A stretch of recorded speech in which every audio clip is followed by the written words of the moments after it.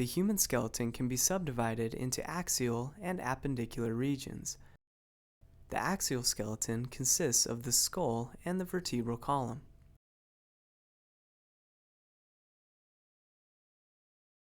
The human skull can be subdivided into a viscerocranium, or facial skeleton, as well as a neurocranium, otherwise known as the cranial vault or brain case.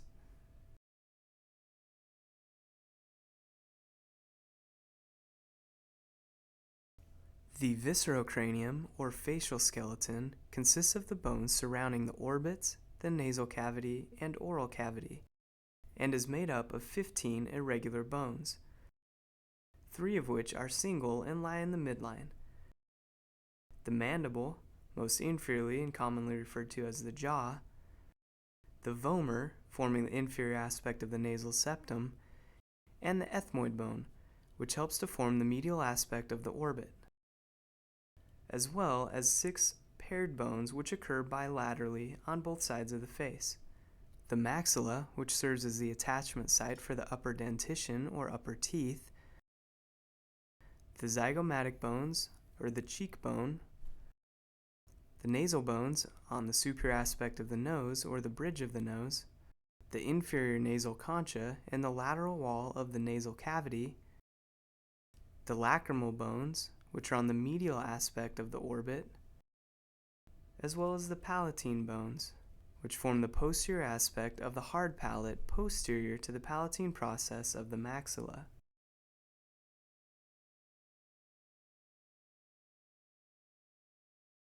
The neurocranium or brain case consists of 8 bones, 4 of which are singular and in the midline, beginning anteriorly with the frontal bone, the ethmoid bone, the sphenoid bone, and the occipital bone, and 2 sets of bones occurring bilaterally as pairs, the temporal bones, as well as the parietal bones.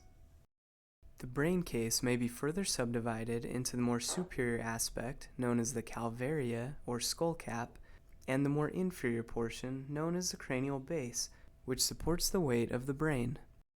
The cranial base can be subdivided into 3 cranial fossa, or depressions which support individual aspects of the brain.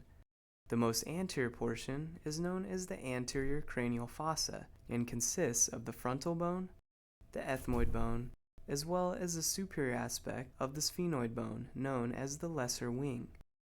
The middle cranial fossa consists of the greater wing of the sphenoid bone, as well as the temporal bone's petrous portion, extending into the cranial cavity.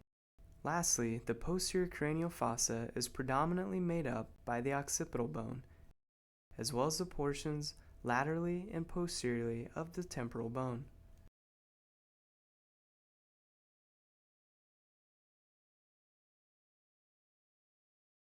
During development, when the bones of the skull meet, they form specialized fibrous joints known as sutures.